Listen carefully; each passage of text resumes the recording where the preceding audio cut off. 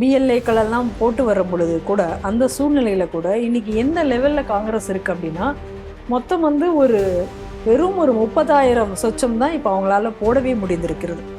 ஒரு தேசிய கட்சி, தமிழகத்தை ஆட்சி புரிந்த கட்சி, நீங்க சும்மா சொல்லக்கூடாது. இந்த திராவிட கட்சிகள் வருவதற்கு முன்னாடி முழுமையாக தமிழகத்தை ஆட்சி புரிந்த ஒரு கட்சி, ஒரு பலமான கட்சி. இன்றைய நிலை எப்படி இருக்கு அதுக்குன்னு பாருங்க. கோர்ட்டு நீ என்னெல்லாம் ஆக்கிரமிப்ப நீ அகற்றின, எனக்கு அதுக்கான ரிப்போர்ட்டை கொடுன்னு இன்னைக்கு கலெக்டர்கிட்ட கேள்வி கேட்டிருக்காரு நீதிபதி. ஒன்று நம்ம பார்த்துருக்கோம், இந்த அரசாங்கம் அப்படிங்கிறது வந்து எந்த ஒரு நீதிமன்ற தீர்ப்பையும் இது மதிக்க போகாத அரசு. ஏன்னா எல்லாமே கண்டெம்ட்டு தான். அவர் என்ன செஞ்சார் அப்படின்னா, ஒரு ஆர்எஸ்எஸ்காரன் வீட்டு மேலே கல்லெறிஞ்சாரு, கல்லெறிஞ்சதுக்கு ஒரு சாதாரண கைதே செய்திருக்க முடியுமே அப்படின்னு சொல்லி ஒரு கேள்வியை அவர் எழுப்புறார். சரி, ஆர்எஸ்எஸ்காரர் வீட்டு மேலே எந்த சமயத்தில் அவர் கல்லெறிஞ்சார்? பிஎஃப்ஐங்கிற அமைப்பு, பிஎஃப்ஐயும் கூடிய பயங்கரவாத அமைப்பு தடை செய்யப்பட்ட நேரத்தில் இந்த சம்பவங்கள்லாம் நடந்தது. இந்த வந்தே மாதரம் பாடல் சுதந்திரத்தின் பொழுது இந்த இந்த நாடு பிரிவினை ஆகி போவதற்கு காங்கிரஸ் பல விஷயங்களை இதே அடிப்படைவாத துணுக்கர்களுக்கு விட்டு கொடுத்ததுனால ஏற்பட்டதுதான் இந்த நாட்டில் ஏற்பட்ட பிரிவினைவாதம். இந்த வீடியோவை கூட இல்லையெல்லாம் காங்கிரஸ்காரன் எடுத்த வீடியோ தான் அப்படின்றதையும் அவர் சொல்லியிருக்காரு. அதில் அப்போ எவ்வளோ ஒரு கேவலமான, இவ்வளோ ஒரு அசிங்கமான செயல்களை இன்னைக்கு அவர்கள் செய்வதற்காக அது எல்லாத்தையும் இன்னைக்கு வந்து பிஜேபி இன்னைக்கு ஒரு மாதிரி எக்ஸ்போஸ் பண்ணியிருக்காங்க. இது வரைக்கும் செய்யாத ஒரு விஷயத்தை இன்னைக்கு பிஜேபி செய்து இருக்கிறது. குறிப்பாக கிரண் ரிஜிஜு பாராட்டுக்குரியவர்.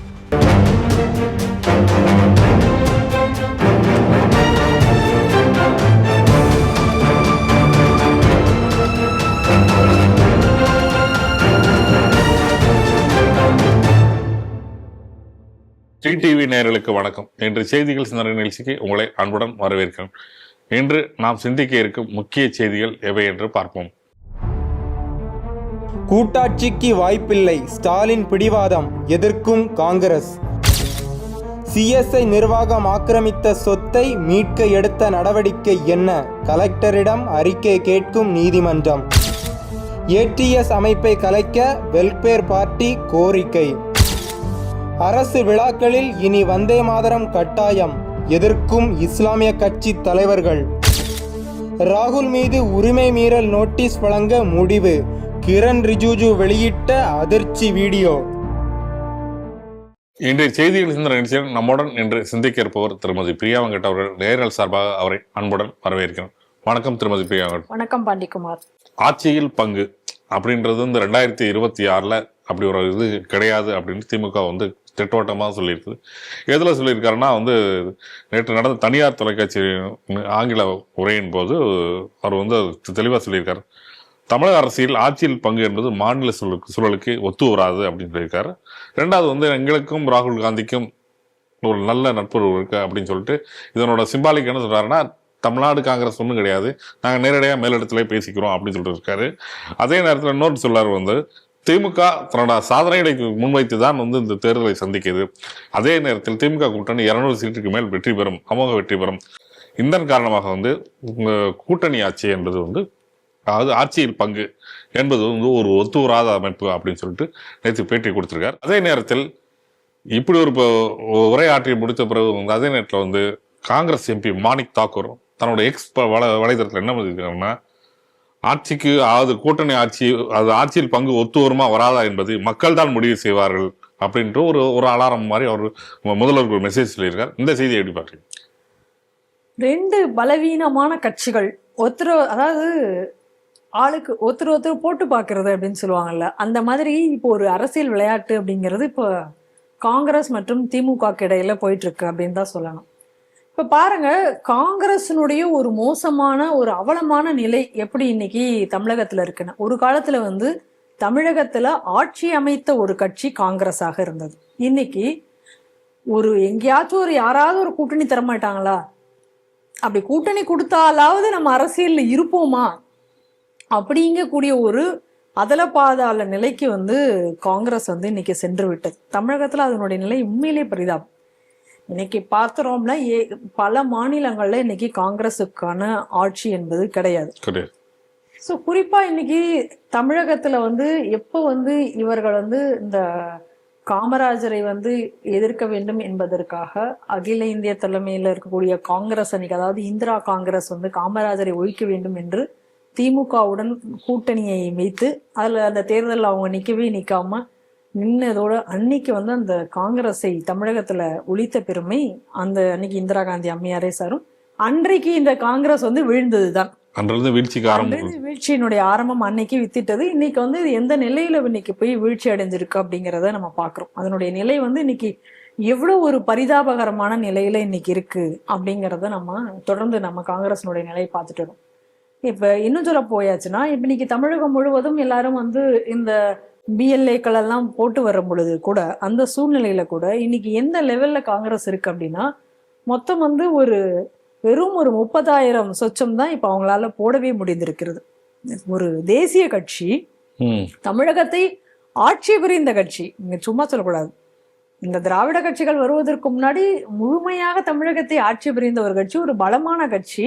இன்றைய நிலை எப்படி இருக்கு அதுக்குன்னு பாருங்க. இதுல கொடுமைன்னா அவங்களுக்கு வந்து இப்போ தற்போதைய வந்து சட்டமன்றத்துல ஒரு கணிசமான எண்ணிக்கையில ஒரு எம்எல்ஏக்களும் இருக்கிறார்கள். இருந்த பொழுதிலும் இன்றைய நிலை எப்படி இருக்கு அப்படின்னு சொல்லி நம்ம பாக்குறோம். எவ்வளவு பரிதாபகரமான நிலை. அதனால இன்னைக்கு திமுக சர்வசாதாரணமாக என்ன சொல்றாங்க அப்படின்னு சொன்னா, ஆட்சியில உங்களுக்கு பங்கெல்லாம் நான் தர முடியாது, வேணா நீ என்னோட கூட்டணி வச்சுக்க, இத்தனை சீட்டு தருவோம், கொடுக்கற சீட்டை நீ வாங்கிட்டு போ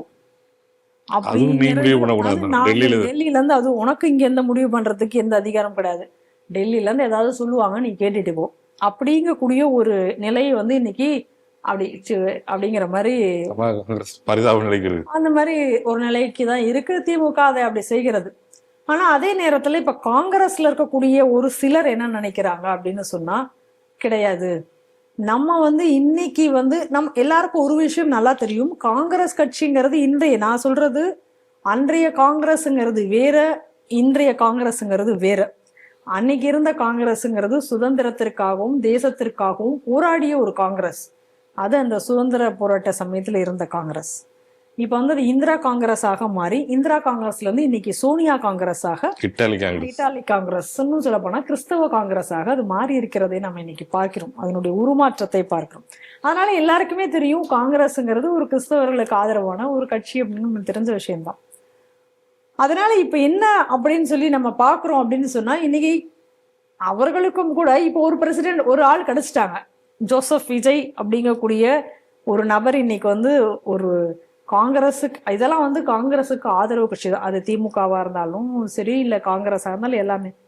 ஆனா ஒரிஜினலாவே இன்னைக்கு வந்து ஒரு சிஎம் கேண்டிடேட் அளவுக்கு ஜெயிச்சா ஒரு சிஎம்ஏ ஆகக்கூடிய லெவலுக்கு ஒரு ப்ரொஜெக்ட் பண்ணக்கூடிய அளவுக்கு ஒரு ஃபிகராக இன்னைக்கு வந்து கிறிஸ்தவர்களுக்கு கிடைச்சிருக்கிறது ஜோசப் விஜய். அதனால இன்னைக்கு காங்கிரஸ் என்ன நினைக்குது அப்படின்னா, நம்ம பேசாம அவங்களோட போய் கூட்டணி வைப்போம். கூட்டணி வச்சோம் அப்படின்னு சொன்னா நமக்கு வந்து இப்ப உடனே அவர் என்ன ஆஃபர் பண்றாரு, உங்களுக்கு ஒரு துணை முதல்வர் பதவி தரும், இவ்வளவு சீட்டு தரும் அப்படிங்கிறதெல்லாம் இப்ப அந்த சைட்ல இருந்து அவங்களுக்கு அந்த ஆஃபர் வருது. சரி, என்ன எப்படினாலுமே இப்ப என்ன நினைக்கும் காங்கிரஸ், இப்ப அவங்க என்ன நினைக்கிறாங்க அப்படின்னா, எந்த வகையிலையும் வந்து இந்த கட்சி நாளைக்கு ஆளும் கட்சியாக நாளைக்கு வருமா அப்படிங்கிறது பெரிய சந்தேகத்து தான். தாவேக்காவை பொறுத்த வரைக்கும் எந்த அளவுக்கு பெரிய எடுத்த உடனே அதோடைய இது இருக்குமான்றது தெரியாது. ஆனா ஒரு டஃப் கொடுக்கலாம், ஒரு ஃபைட் வந்து கொடுக்கலாம், அவ்வளவுதான் அவங்களோட முடிய போகுது. ஆனாலும் தாவேக்காக காங்கிரஸோட கூட்டணி வைக்கிறதுல என்ன விதமான லாபங்கள் இருக்க முடியும் அப்படின்னா, எப்படியும் இனி வந்து அதாவது சென்ட்ரல் இருக்கக்கூடிய காங்கிரஸோட தலைமை, அந்த இருக்கக்கூடிய தேசியத்தினுடைய அங்க இருக்கக்கூடிய இதோட இவர்களுக்கான தேவை வந்து இருக்கிறது இன்னைக்கு. அப்ப இந்த காங்கிரஸோட ஒரு கூட்டணி அப்படி என்பது வைக்கப்பட்டால் இவங்களுக்கு வந்து அந்த ஒரு மேனிபுலேட் பண்றதுக்கு இவங்களுக்கு ஒரு பாயிண்ட் கிடைக்கும். பணம்ங்கிறது இன்னைக்கு அந்த ரெண்டு கட்சிகளுக்கும் இன்றைய பெரிய விஷயம் ஒன்றும் கிடையாது. பட் ஒரு பர்ஸ்பெக்டிவ், இவங்களுக்கு ஒரு பலம் இருக்கு அப்படிங்கக்கூடிய அது ரெண்டும் நேச்சுரல் பார்ட்னர்ஷிப்பா போகலாம் அப்படின்னு சில பேர் காங்கிரஸ் நினைக்கிறாங்க. அதனால நமக்கு வந்து நமக்கு ஒரு ஐகானிக்கா ஒரு இது கிடைக்குமே அப்படின்னு சில பேர் நினைக்கிறார்கள். ஆனால் பெரும்பாலான காங்கிரஸ்காரர்களுடைய நினைப்பு என்னவா இருக்கும், எதுவுமே நமக்கு அவங்க போனாலும் நமக்கு வந்து ஆளும் கட்சியாக அவங்களும் மாற போறது இல்லை, அதனால நமக்கு எந்த யூஸும் இருக்க போறது கிடையாது. ஏன்னா ஜெயிச்சாதானே நீ துணை முதல்வராக ஆக போற, அட்லீஸ்ட் இவங்களோட திமுக கூட நம்ம இருந்தோம் அப்படின்னு சொன்னா ஏதோ ஒரு எம்எல்ஏ சீட்டு இதெல்லாம் வாங்கிட்டு இப்படி ஜாலியாக இருக்கலாமே. சட்டசபையில் போயிட்டு அவங்க கொஞ்சம் எம்எல்ஏங்கிற ஒரு பதவி இருக்கிறத வச்சு என்னென்ன காரியங்கள் செய்ய முடியுமோ செய்யலாம். அட்லீஸ்ட் அந்த லெவல்லையாவது நம்ம இருப்போம் அப்படின்னு ஒரு சாரார் காங்கிரஸ்ல நினைக்கிறாங்க. அதே நேரத்தில் இப்ப திமுகவுக்கும் காங்கிரஸ் மொத்தமாக இவர்களை விட்டு வெளியேறினார்கள் என்றால் திமுகவுக்கும் ஒரு செட்பேக்காக தான் அதாகும். அட்லீஸ்ட் ஒரு என்ன சொல்றது, ஒரு ட்ரெண்ட் செட்டிங் ஆகுது. இன்னைக்கு திமுக பலவீனம் அடைந்து விட்டது காங்கிரஸ் கூட்டணி இல்லாமல் அப்படிங்கக்கூடிய ஒரு ட்ரெண்ட் செட்டிங், இன்னைக்கு திமுக பலவீனமாகி விட்டது அப்படின்னு சொல்றதுக்கு ஒரு வாய்ப்பாக அது அமையும் பொழுது திமுகவுக்கு அது கொஞ்சம் பலவீனத்தை ஏற்படுத்தும். அவர்களுக்கு மத்தியிலேயே ஒரு மைண்ட் செட்ல ஒரு பின்னடைவு ஏற்படுவதற்கான ஒரு வாய்ப்பு இருக்குங்கிறத போன்ற ஒரு எண்ணம் அவர்களுக்கு ஏற்படும். அதை நிச்சயமா தோற்றுவிக்க முடியும். அப்படி வரும் பொழுது திமுகவுக்குமே இன்னைக்கு ஒரு பயம் இருக்கு. ஏன்னா மக்கள் மத்தியில ஒரு மிகப்பெரிய ஒரு கெட்ட பெயர் என்பது இன்னைக்கு தொடர்ந்து இருந்துட்டு இருக்கு. நம்ம தொடர்ந்து பார்க்கிறோம், எந்த ஆட்சியிலும் இல்லாத அளவுக்கு இன்னைக்கு சட்டம் ஒழுங்கு சீர்குலைந்திருக்கிறது, பெண்கள் பாதுகாப்பு கேள்விக்குறியாகி இருக்கிறது, எல்லா விஷயத்தையும் பார்க்கிறோம். இன்னைக்கு எங்களுடைய சாதனையை நாங்களே தான் முறியடிப்போம் அப்படின்னு சொல்லியிருக்காரு. நிச்சயமாக உங்களுடைய முற்கால சாதனைகளை எல்லாத்தையும், உங்களோட கடந்த கால திமுக சாதனைகளை எல்லாம் இந்த ஆட்சி மூலமாக நீங்க முறியடித்திருக்கிறீர்கள். அது என்ன மாதிரியான சாதனைகள் என்பது இன்னைக்கு எல்லாருக்குமே நல்லாவே தெரியும். ஸோ அப்படியெல்லாம் முறியடிச்சனால மக்கள் மத்தியில ஒரு கெட்ட பெயரும் இருக்கறனால இந்த நேரத்துல காங்கிரஸும் இவர்களை விட்டு விலகினால் இவர்களுக்குமே அது ஒரு செட்பேக்காக தான் போகும். ஆனால் அதனால இப்ப என்ன அப்படின்னா ரெண்டு பக்கமும் ஒரு போட்டா போட்டி நடத்தி பார்க்கிறாங்க. இப்ப காங்கிரஸ் நான் விலகிடுவேன் அப்படின்னு ஒரு பூச்சாண்டி காமிச்சது அப்படின்னு சொன்னா, ஒரு பக்கம் திமுக இல்ல வேணாம் அப்படின்னு சொன்னாலும் மேலிடத்துல போய் பேசி சமாளிச்சிடலாம். ஏன்னா இங்க உள்ளவன் இவனுக்கு ஒன்றும் பவர் இல்லை, அங்க போய் ராகுல் காந்திட்டு போய் சமாளிச்சுக்கலாம் அப்படிங்கிற ஒரு நம்பிக்கையில திமுக சொன்னாலும் கூட காங்கிரஸ்க்கு என்ன அப்படின்னா இதுதான் வாய்ப்பு. ஏன்னா இப்போ ஒரு பலவீனமான நிலையில தான் திமுகவும் இருக்கிறது. அப்ப நம்மளுக்கு தேவையானதை இந்த டைம் தான் நம்மளும் கேட்டு பெற முடியும் அப்படிங்கிற ஒரு நிலையில இப்ப அவங்களும் பேசிட்டு இருக்காங்க. ஸோ இப்போ என்னன்னா ஒரு நீயா நானா போட்டி மாதிரி ரெண்டு பலவீனமான கட்சிகள் ரெண்டு பக்கமும் இன்னைக்கு ஒரு இதை நடத்தி கொண்டிருக்கிறது. அதுல பரிதாபகரமான நிலை என்பது என்னமோ காங்கிரஸுக்கு தான். ஏன்னா இன்னைக்கு முக்கியமான ஒரு நல்ல மகாராஷ்டிரா, குஜராத் போன்ற இடங்கள்லாம் இன்னைக்கு காங்கிரஸ் எங்க இருக்குன்னே தெரியாது. அங்க அந்த லெவல்ல போயாச்சு. இன்னும் சொல்ல போனா பொம்பாயில எல்லாம் இன்னைக்கு அவங்க இருக்கிற இடமே தெரியாம போயிட்டாங்க. ஸோ அப்படி ஒரு மோசமான நிலைக்கு இன்னைக்கு தள்ளப்பட்டிருக்கிறது காங்கிரஸ். அதனால இன்னும் இந்த கூட்டணிகள் தேர்தல் வர வரைக்கும் இந்த மாதிரியான இந்த ரெண்டு பக்கமும் பூச்சாண்டி காட்டக்கூடிய இந்த வேலை இவர்கள் இரண்டு பக்கமுமே செய்து கொண்டிருப்பார்கள். நான் முடியாதுன்னு வாங்க, அவங்க முடியும்னு சொல்ல போறாங்க. கடைசியா ராகுல் காந்தி எதையாவது சொல்லுவாரு. சொன்னதுக்கு அப்புறம் இவங்க எல்லாரும் ராகுல் காந்தி என்ன சொல்றாங்களோ அதை கேட்டு இவர்கள் செய்ய போகிறார்கள். இதுதான் இன்னைக்கு நடக்க போகிறது. அதனால அது வரைக்கும் இந்த காட்சிகள் என்பது இந்த மாதிரியான ஒரு சண்டை என்பது இன்னைக்கு போய் கொண்டு இருக்கும் கொஞ்ச காலத்திற்கு. கிறிஸ்தவ மிஷனரிகள் உங்களுக்கு ஒன்று மதத்தை ஆக்கிரமித்தல், இல்லை ஒரு கலாச்சாரத்தை ஆக்கிரமிப்பு, அழித்தல், இந்த மாதிரி வேலை செய்வாங்க. அதே நேரத்தில் இல்லாட்டி என்னன்னா அரசு நிலத்தை ஆக்கிரமிப்பு செய்தல்ன்றது சர்வசாதாரண விஷயம். அப்படி ஒரு விஷயம் பார்த்தீங்கன்னா சிஎஸ்ஐ சென்னையில் இருக்க சிஎஸ்ஐ கீழ்ப்பாக்கத்தில் இருக்க சிஎஸ்ஐ சொந்தமான சுமார் 200 கோடி ரூபாய் மதிப்புள்ள அரசு நிலத்தை ஆக்கிரமிப்பு எடுத்ததாக புகார் எழுந்துள்ளது. இந்த புகார் எந்த ஒரு நடவடிக்கையிலும் நீதிமன்றத்தை நாடி இருக்கிறார்கள். நீதிமன்றத்தின் மூலம் என்ன பண்ணியிருக்காங்க, நீதிமன்றம் ஒரு உத்தரவை பிறப்பித்திருக்கு. அரசு நிலத்தை ஆக்கிரமித்த சட்டபூர்வமான கட்டுமானத்தை உடனே அகற்றப்பட வேண்டும். அது தொடர்பான என்ன நடவடிக்கை எடுத்திருக்கீர்கள் என்பதை எனக்கு அறிக்கை தாக்கல் செய்ய வேண்டும் என்று உத்தரவிட்டுள்ளது சென்னை மாவட்ட ஆட்சியருக்கு. இந்த செய்தி எடுப்பாங்க. நீங்க ஏற்கனவே குறிப்பிட்ட மாதிரி அரசு சொத்துக்களை இன்னைக்கு பெருமளவில் ஆக்கிரமிப்பது அப்படிங்கிறது அதெல்லாம் இவங்களுக்கு ஒரு பெரிய மேட்ரே கிடையாது. ஏன்னா அரசாங்கம் இந்த அரசாங்கமே என்ன சொல்லிக்குது தங்களை அப்படின்னு சொன்னா, நாங்கள் மைனாரிட்டிகளுக்கான அரசு. இப்ப கூட உதயநிதி அதான் நம்ம தூமு அவர் இப்ப கூட அதான் சொல்றாரு, நாங்கள் மைனாரிட்டிகளுக்கான அரசு அப்படிங்கறத ரொம்ப தெளிவா சொல்றாரு. அதாவது வெளியில என்ன சொல்லுவாங்க, அனைவருக்குமான அரசு அப்படின்வாங்க. அனைவருக்குமான அரசு அப்படின்னு நீங்க சொல்றது, ஆனா அடுத்த ஸ்டேட்மெண்ட் உடனே மைனாரிட்டிக்கான அரசுன்னு நீங்க சொல்றீங்க. அப்ப எது சரி? அனைவருக்குமான அரசு அப்படின்னா எல்லாருக்கும் ஒரே போல சட்டம், ஒரே மாதிரியான நடவடிக்கை, எல்லாமே ஒரே போல இருக்கணும் இல்ல. இங்க இந்துக்களுக்கு ஒரு சட்டம் இருக்கு, அதே நேரத்துல மைனாரிட்டிகளுக்குன்னா ஒரு சட்டம் இருக்கு. இன்னைக்கு அதான் நடைமுறையில இருக்கு. நம்ம வேணும்னா இல்லைங்க, கான்ஸ்டியூஷனுங்கிறது எல்லாருக்கும் முன்னானது, எல்லாருமே சட்டத்தை கடைபிடிக்கணும் அப்படின்னு நம்ம வேணா சொல்லலாம். ஆனா இந்த அரசாங்கம் அப்படி கடைபிடிப்பதில்லை. அதுக்கு நம்ம பல உதாரணங்களை நம்ம இதே செய்திகள் சிந்தனைகள்ல நம்ம பார்த்துருக்கோம். அப்ப இந்த ஒரு கேஸே நீங்க எடுத்துக்கோங்க. இந்த கேஸ் வந்து தேவசகாயம் என்பவர், இவரும் வந்து ஒரு கிறிஸ்தவர் தான். இவரை தான் இந்த வழக்கையுமே தொடர்கிறார். அப்ப இந்த வழக்கில் அவர் சொல்றது என்ன அப்படின்னா, அரசாங்க நிலத்தை இவர்கள் ஆக்கிரமித்தது மட்டும் இல்லாம, ஆக்கிரமித்ததுல இருந்து வரக்கூடிய விஷயங்கள்ல வந்து ஊழலுக்காக பலது பயன்படுத்தப்படுகிறது. இந்த மாதிரி பல குற்றச்சாட்டுகளை அந்த தேவசகாயம் தொடர்ந்து வைத்திருக்கிறார். ஏகப்பட்ட ஆவணங்களையும் இதற்காக வந்து அவர் சமர்ப்பித்திருக்கிறார். அப்படி ஏற்கனவே இந்த நீதிமன்றத்துல இப்ப என்ன சொல்லியிருக்காங்க, இந்த ஆக்கிரமிப்புகளை அகற்ற வேண்டும் என்று ஏற்கனவே கோர்ட்ல இதற்கான தீர்ப்பு வந்தாச்சு. ஆனாலும் இந்த ஆக்கிரமிப்புகள் அகற்றப்பட்டனவா அப்படின்னா இல்லை. இப்ப அதனாலதான் இப்ப என்ன பண்ணிருக்கு கோர்ட்டு, நீ என்னெல்லாம் ஆக்கிரமிப்பை நீ அகற்றின, எனக்கு அதுக்கான ரிப்போர்ட்டை கொடுன்னு இன்னைக்கு கலெக்டர்கிட்ட கேள்வி கேட்டிருக்காரு நீதிபதி. ஒண்ணு நம்ம பார்த்திருக்கோம், இந்த அரசாங்கம் அப்படிங்கிறது வந்து எந்த விதமான எந்த ஒரு நீதிமன்ற தீர்ப்பையும் இது மதிக்க போகாத அரசு. ஏன்னா எல்லாமே கண்டெம்ட் தான். கேட்டா அதனாலதான் என்ன சொல்றாங்க, ஐபிஎஸ் அதிகாரியா இருந்தாலும் சரி, சாதாரண தாசில்தாரா இருந்தாலும் சரி, எல்லாரும் என்ன சொல்றாங்க, கண்டெம்ட்டா நான் பாத்துக்கிறேன், கண்டெம்ட்டெல்லாம் நான் பாத்துக்கிறேன், நான் இப்படிதான்டா பண்ணுவேன். ஏன்னா எதிரில் இருக்கிறவன் சிறுபான்மையினர், மைனாரிட்டி, அதனால அவனுக்கு பாதிப்படுற மாதிரி நான் பார்ப்பேன்.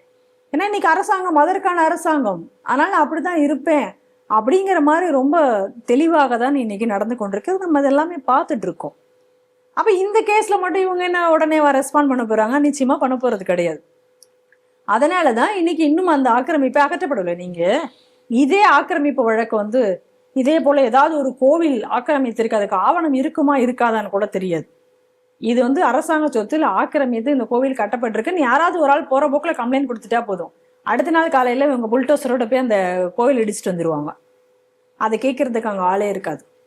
ஆனா அதே போல ஒரு அரசு பொது சொத்துல வந்து ஒரு சர்ச்சு கட்டப்பட்டு இருக்கும் அப்படின்னு சொல்லி கோர்ட்டே அதை வந்து எவிக் பண்ண சொல்லும். அதுக்கு அரசாங்கத்தினுடைய அதிகாரிகள் எல்லாருமே போய் அதை கலைச்சா கூட, அதை அப்படியே இடிச்சிட்டா கூட, உடனே ஒரு எம்எல்ஏ வந்து மன்னிப்பு கேட்பார். அதுக்கு காசு கொடுத்து மீண்டும் அதே இடத்துல கட்டவும் கட்டுவாங்க. இதெல்லாம் நடந்திருக்கு இந்த ஆட்சியில. இதே கள்ளக்குறிச்சியில நடந்திருக்கு, நம்ம அதை பார்த்துருக்கோம். நம்ம திருப்பூர்ல என்ன நடந்தது, மசூதி இடிக்க போன பொழுது அந்த திருப்பூர் நகரத்தையே ஸ்தம்பிக்க வைத்தார்கள் துலுக்கர்கள். அப்ப இதே அரசாங்கம் வேடிக்கை பார்த்து கொண்டிருந்தது. உடனே அங்க இருக்கிற திருப்பூர் எம்எல்ஏ கடிதம் எழுதுகிறார்.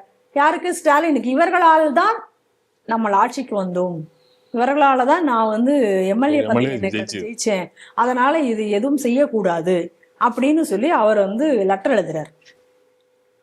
அப்ப எந்த அளவுக்கு இந்த ஆக்கிரமிப்புகளை அகற்றுவதில் இந்த அரசாங்கம் முனைப்பு காட்டும் என்று நீங்க நினைக்கிறீங்க, எதிர்பார்க்குறீங்க?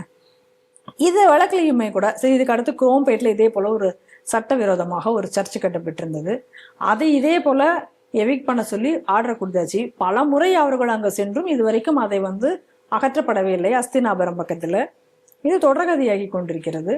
இந்த லட்சணத்துல இந்த அரசாங்கம் இந்த எலெக்ஷனுக்காக வேண்டி எப்படியாவது வந்து ஜோசப் விஜய்க்கு பக்கம் கிறிஸ்தவர்கள் போய்விடக்கூடாது, துலுக்கர்கள் வந்து கிறிஸ்தவ ஓட்டு அப்படியே போனாலும் துலுக்க ஓட்டாவது நமக்கு முழுசா கிடைக்கணும் அப்படிங்கிறதுக்காகலாம் என்னெல்லாம் அவர்கள் வாரி இறைத்து கொண்டிருக்கிறார். அதுவும் குறிப்பா கிறிஸ்தவர்களுக்கு, அதாவது மைனாரிட்டி இன்ஸ்டிடியூஷனுக்கு, கல்வி நிறுவனருக்கு நிரந்தர அங்கீகாரம் தருவாங்களாம். ஆசிரியர்கள் நியமனத்தை அவங்களே பார்த்துக்கலாம், ஆசிரியர்கள் நியமனம் நீயே பார்த்துக்க, அங்கீகாரமா ஸ்கூலுக்கு அங்கீகாரமா நான் நிரந்தரமா நியமனம் கொடுத்துட்றேன், நிரந்தர நியமனம், எந்த கேள்வியுமே கிடையாது, நீ என்ன வேணா நீ பண்ணிக்கோ. அதுக்கடுத்து மதச்சார்பு கட்டிடங்களா, மதம் சார்ந்த கட்டிடங்கள் எதா இருந்தா நீ அதுக்கு எதுவுமே நீ வந்து கலெக்டர்கிட்ட போய் எந்த என்ஓசி நீ பெற தேவையில்லை, நீ என்ன வேணா பண்ணிக்கலாம் அதை வச்சு. இந்த மாதிரியான சட்டவிரோதமாக அந்த என்ன சொல்றது எக்ஸ்ட்ரா கான்ஸ்டிடியூஷனல் பவர் அதை வந்து இவர்கள் வந்து வழங்கி வருகிறார்கள். இப்படி வழங்கி வருவர்களா வந்து இந்த நிலத்தை ஆக்கிரமிப்பை வந்து இவர்கள் நீக்க போகிறார்கள்? வந்து நிச்சயமா அது நடக்கவே போறதில்லை. நீங்க இது எப்படி இவர்களுடைய ஆக்கிரமிப்பு இருக்குங்கிறத நம்ம இந்த இடத்துல ஒரு விஷயம் தெளிவா பார்க்கணும். ஒண்ணு, எங்க வெள்ளைக்கார ஆட்சி காலத்திலேயே பல நிலங்கள், பல சொத்துக்கள் வந்து அந்த காலத்திலேயே வெள்ளைக்காரன் இந்த மாதிரி கிறிஸ்துவ நிறுவனங்களுக்கு இடத்த வாரி வழங்கிட்டான். நம்ம நாட்டு நிலங்கள்ல மிஷனரிகளுக்கு வாரி வழங்கினது, சர்ச்சு கட்டுறதுக்கு, அது கட்ட இது கட்டுன்னு ஏகப்பட்ட நிலங்களே அன்னைக்கு வாரி வழங்கியாச்சு. அதை தவிர இவங்களா ஆக்கிரமிச்ச நிலங்கள் இவ்வளவு. அப்போ ஒரு மத ரீதியாக நம்ம நாட்டினுடைய நிலங்களை எப்படி இவர்கள் ஆக்கிரமித்து கபலீகரம் செய்து கொண்டிருக்கிறார்கள்னு பாருங்க. இதெல்லாம் போக இதுக்கப்புறம் இதை தவிர நான் மயானத்துக்கு இடம் பிடிக்கிறேன் அப்படிங்கிறது. இன்னொரு பக்கம் துலுக்கம் வந்தோன்னா அவங்க வகுப்பு இடம்னு சொல்லி அவங்க ஒரு பக்கம் எல்லாத்தையும் பிளாட் போடுறது.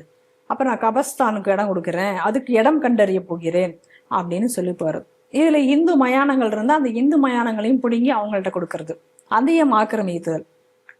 இப்படியாக ஒரு தொடர்ச்சியான ஒரு ஆக்கிரமிப்பில் இவர்கள் ஈடுபட்டுள்ளார்கள் என்பதை தொடர்ந்து நம்ம பார்த்துட்டு வரோம். இப்ப இதுல இன்னொரு விஷயத்தையும் நம்ம பார்க்கணும். ஏற்கனவே இதே போல நீதி இந்த ஒருத்தரவையே அவங்க மதிக்கல, அடுத்தடுத்த உத்தரவுகளை அவர்கள் மதிப்பார்களா அப்படிங்கிற கேள்வி நமக்கு இருக்கு.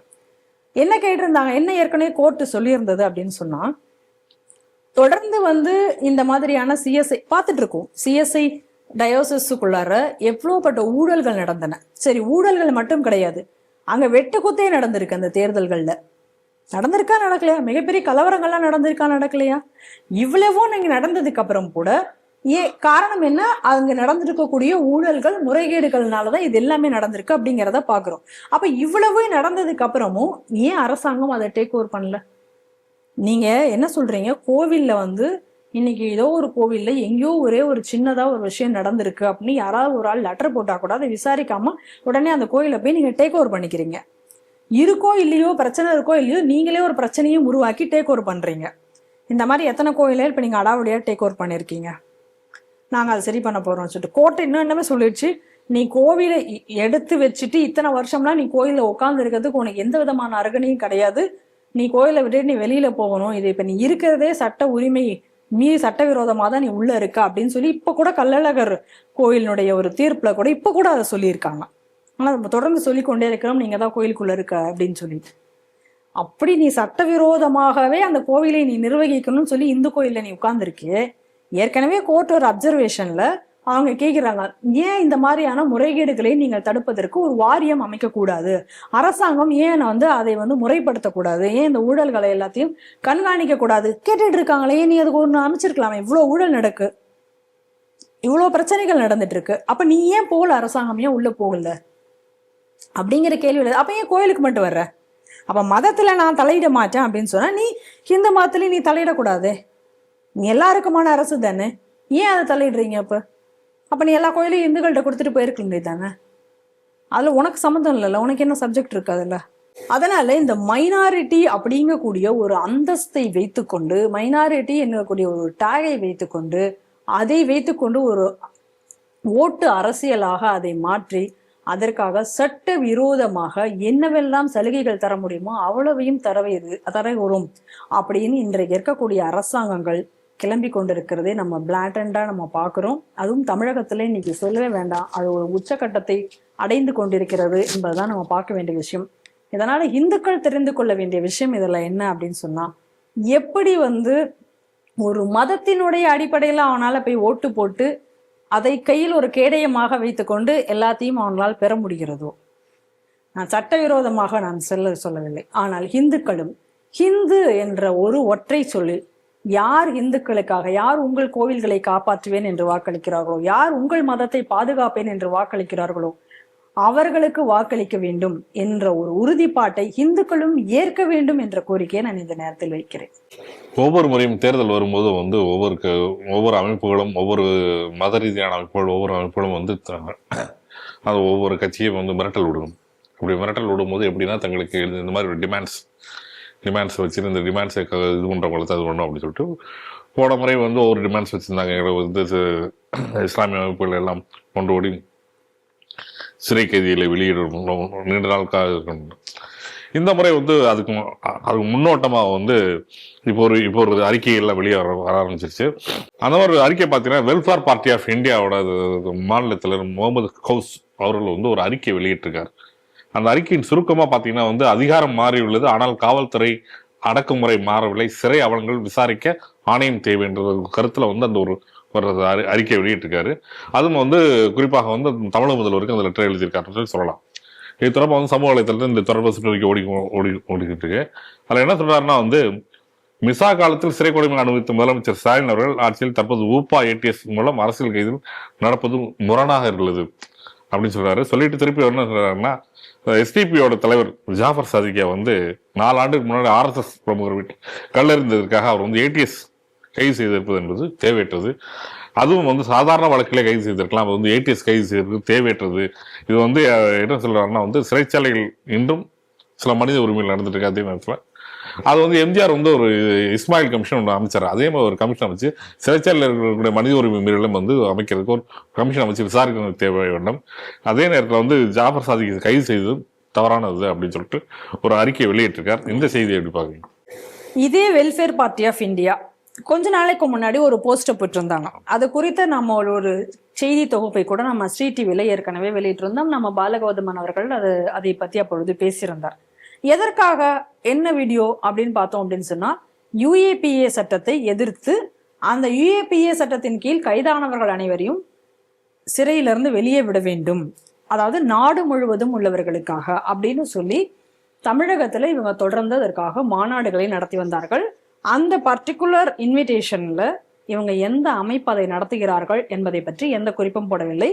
அதை பற்றிய அந்த போஸ்டை இதே முகமது கவுஸ் இதே சமூக வலைதளங்கள்ல அவங்க ஷேர் பண்ணியிருந்தார். அப்ப அந்த யுஏபிஏல இருக்கக்கூடியவர்களை யாரெல்லாம் அந்த பெயர் பட்டியல் அதுல போடப்பட்டிருந்தது அப்படின்னு சொல்லி நம்ம பார்த்தோம் அப்படின்னு சொன்னா, அந்த உமர் காலித், இமாம் சர்ஜில், இவங்கெல்லாம் யாரும் சாதாரண ஆட்கள் கிடையாது. இந்த உமர் காலித்தும் சர்ஜில் இமாம் இவர்கள் எல்லாம் என்ன பேசினார்கள்? அந்த உமர் காலித்தா அந்த டெல்லி கலவரத்துக்கு முழுக்க முழுக்க பின்புலமாக இருந்தவர் என்பது பல விதத்திலையும் இன்னைக்கு ஆவணங்களுடன் நிரூபணமாகி கொண்டிருக்கின்றன. பல ஆவணங்கள் இருக்கு. இதனால்தான் உச்ச நீதிமன்றம் அவனுடைய ஜாமீனை தொடர்ந்து மறுத்து வருகிறது. இதை நம்ம பார்க்கிறோம். இந்த சர்ஜில் இமாம் என்ன பேசினா அன்னைக்கு, வடகிழக்கு பகுதியை அந்த பகுதியினுடைய இணைப்பு, அதாவது சிலிகுரி கார்டர், அந்த சிக்கன் நெக் பகுதியை நம்ம சக்கா ஜாம் செய்யணும், அதை சக்கா ஜாம் பண்ண இந்தியாவுடன் அதிலிருந்து துண்டிக்க வேண்டும், இந்த நாடு பிளவுபட்டு போக வேண்டும் பேசியவன் இமாம் சர்ஜில். இதே அந்த டெல்லி கலவர சமயத்துல அவன் பேசினான். அதை ஆதரித்தவன் இந்த உமர் காலித். அதுக்கப்புறம் நடந்த கலவரங்கள் அனைத்துக்கும் இவர்கள் காரணம். அப்ப இவர்கள் விடுதலை செய்ய வேண்டும் என்று கோரிக்கை வைக்கக்கூடிய நபர்கள் யார் அப்படின்னு பாருங்க. அதுக்கு அடுத்ததாக இந்த அர்பன் நக்சல்ஸ் அப்படின்னு சொல்லக்கூடிய அதுல பங்கு பெற்று இந்த பீமா கொரேகான் போன்ற கலவரங்கள் இருந்தவர்கள் எல்லாம் அந்த லிஸ்டில் இருக்கு. இவங்க விடுவிக்கணும்னு சொல்ற லிஸ்டில் இருக்கு. இஸ்மாயில், அதுக்கப்புறம் இந்த ஜின்னா, இந்த மாதிரியான ஆட்கள், அதாவது பிஎஃப்ஐ தடை செய்யப்பட்ட பொழுது அந்த நேரத்துல கைது செய்யப்பட்டவர்கள், இப்படி ஒரு லிஸ்ட் வந்து அந்த இன்விடேஷன்ல போட்டு இவர்களுடைய விடுதலைக்காக அப்படின்னு சொல்லி இதே தமிழகத்துல அவங்க கிட்டத்தட்ட ஒரு 2-3 கூட்டங்கள் அதற்காக நடத்தியிருக்காங்க. கோயம்புத்தூர், சென்னை இந்த மாதிரியான நகரங்கள்ல இந்த கூட்டத்தை நடத்தியிருக்கிறார். அப்ப இந்த போஸ்டெல்லாம் ஷேர் பண்றது இந்த வெல்ஃபேர் பார்ட்டி ஆஃப் இந்தியா கூடிய இதே முகமது கவுஸ் ஷேர் பண்ணியிருந்தார். இன்னைக்கு போட்டிருக்கக்கூடிய போஸ்ட் நீங்க இதை அப்படியே ஒரு பக்கம் வச்சுட்டு இன்னைக்கு போட்டிருக்கக்கூடிய அந்த போஸ்டினுடைய சாராம்சத்தை நீங்க பார்க்கணும். இப்போ அவர் என்ன கேட்கிறாரு அப்படின்னு சொன்னா, மிசா கைதியான இவர் ஸ்டாலின் அவர்கள் அப்ப சிறையில நீங்க எவ்வளவு எல்லாம் துன்பங்கள்லாம் நீங்க அனுபவிச்சீங்க, இப்ப அதே போல விஷயங்கள் வந்து இன்னும் தொடர்ந்து கொண்டிருக்கின்றன, இன்னும் வந்து இந்த மாதிரி யுஏபிஏ, ஏடிஎஸ் இந்த மாதிரி எல்லாம் இருக்கு, நீங்க இன்னும் சொல்ல போனா என்ஐஏ ஆபீஸே உங்களோட ஆட்சியில் இருக்கும் பொழுதுதான் என்ஐஏ ஆபீஸுங்கிறது இங்க வந்தது அப்படின்னு எல்லாம் அவர் வந்து அதுல சொல்லியிருக்காரு. சொல்லிட்டு அதுல ரொம்ப முக்கியமா ஒரு விஷயம் சொல்றாரு. இப்ப ஜாஃபர் சாதிக் என்ன பண்ணிட்டாரு பெருசா அப்படின்னு சொல்லி இப்ப போய் நீங்க அவரை கைது செய்திருக்கீங்க, அதுவும் அதாவது ஏடிஎஸ் போலீஸ் போய் கைது செய்து என்ன பயங்கரவாத தடுப்பு பிரிவுல அவர் ஏன் கைது செய்யப்பட வேண்டும் அப்படின்லாம் கேள்வி கேட்டிருக்காங்க. இப்ப அவர் என்ன செஞ்சார் அப்படின்னா, ஒரு RSS காரன் வீட்டு மேல கல்லெறிஞ்சாரு, கல்லெறிஞ்சதுக்கு ஒரு சாதாரண கைதே செய்திருக்க முடியுமே அப்படின்னு சொல்லி ஒரு கேள்வியை அவர் எழுப்புறார். சரி, RSS காரர் வீட்டு மேல எந்த சமயத்துல அவர் கல்லெறிஞ்சார்? பிஎஃப்ஐங்கிற அமைப்பு, பிஎஃப்ஐயும் கூடிய பயங்கரவாத அமைப்பு தடை செய்யப்பட்ட நேரத்துல இந்த சம்பவங்கள்லாம் நடந்தது. அப்ப இவர்களை எல்லாம் நாடு முழுக்க, அப்ப தமிழகம் முழுக்க பாத்தீங்கன்னா எல்லா RSS நிர்வாகிகளோட வீடுகள் இது போல தாக்கப்பட்டன. அந்த சமயத்துல தான் அவர் இது கைது செய்யப்படுகிறார். இப்ப கடந்த 4 வருடங்களை கழிச்சு இப்பதான் அவர் கையிலேயே கிடைச்சிருக்காரு. அப்ப ஏன் ஒரு சாதாரண குற்றம் தான் அது அப்படின்னா, அந்த சாதாரண குற்றத்துக்கு அவர் ஏன் ஓடி ஒளியணும்? ஒரு சாதாரண குற்றம் அப்படின்னு நீங்க சொல்றீங்க, அதுக்கப்புறம் ஓடி ஒளிஞ்சாரு அவர். அப்ப நான் என்ன கேட்கிறேன்னா, ஆர்எஸ்எஸ் காரங்க அவர் ஒரு ஆர்எஸ்எஸ்னுடைய ஒரு அமைப்புல அவர் இருக்கிறார் என்பதற்காக என்ன வேணா செய்யலாமா? இப்ப உங்க வீட்டு மேல வந்து ஒரு ஆர்எஸ்எஸ் கார கல் எறிஞ்சிட்டார் அப்படின்னு சொன்னா நீங்க அதை எப்படி எடுப்பீங்க? இதே ரிவர்ஸ்ல வச்சு பார்ப்போம். அப்ப இதே ஆட்கள் வந்து என்ன மாதிரியான பேச்சுக்களை பேசுவாங்க? அப்ப முஸ்லிம்கள் அப்படின்னு சொல்லி வந்தாச்சு அப்படின்னு சொன்னா, இந்த நாட்டுல நீங்க வந்து பயங்கரவாத செயல்களே செஞ்சா கூட அவருக்கு மேல நீங்க வந்து எந்த விதமான நடவடிக்கை எடுக்கக்கூடாது. இப்ப சொல்ல வர்றது அதுதான். இப்ப யுஏபிஏ இருக்கக்கூடாது, ஏடிஎஸ் பயங்கரவாத தடுப்பு பிரிவு அப்படிங்கிறது இருக்கக்கூடாது. நாங்கள் கல்லெறிந்தாலும் சரி, பெட்ரோல் குண்டு வீசினாலும் சரி, நாங்க என்ன வேணாலும் நாங்க பண்ணுவோம், நீங்க வந்து எங்களை கைதெல்லாம் பண்ணக்கூடாது. அப்படியே நீங்க கைது பண்ணா அப்படி போயிட்டு அப்படியே கொண்டு சாதாரண சட்டத்துல கைது பண்ணிட்டு நீங்க வெளில விட்டுருங்க. ஏன்னா நாங்க வந்து மைனாரிட்டி, நாங்க வந்து முஸ்லிம்கள், அதனால நீங்க எங்களுக்கு பாதுகாப்பு தரணும். ஏன் இந்த மாதிரியான கோரிக்கையெல்லாம் இப்ப வருதுங்கிறத பார்க்கணும். ஏன்னா இப்ப எலெக்ஷன் வருது.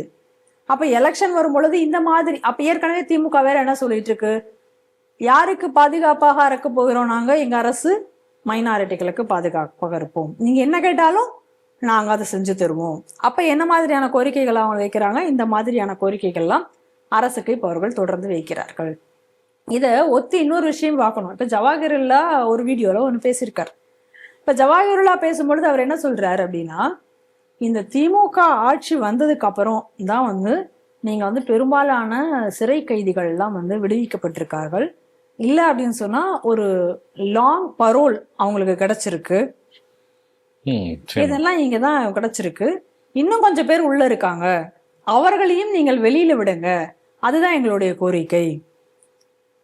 அப்ப அங்க இருக்கிறது எல்லாமே பாத்தீங்கன்னா யாரெல்லாம் இப்ப இவர்கள் சொல்லக்கூடிய லிஸ்ட்லனா, இங்க பல பயங்கரவாத செயல்களை செய்து உள்ள இருக்கக்கூடியவங்களை இப்ப வெளியில விடுன்னு இவங்க லிஸ்ட் கேட்டுட்டு இருக்காங்க அப்படின்னு ஒரு லிஸ்ட் சப்மிட் பண்ணி எனக்கு சொல்லிட்டு இருக்காரு. அப்படின்னா இப்ப என்னன்னா, ஒரு விஷயம் ரொம்ப தெளிவாக தெரிந்து விட்டது. இப்ப இவர்கள் வந்து லாங் பரோல் கொடுத்தது, அதிக பயங்கரவாதிகளை எல்லாம் வெளியில விட்டது யாரு அப்படின்னா திமுக ஆட்சி தான்.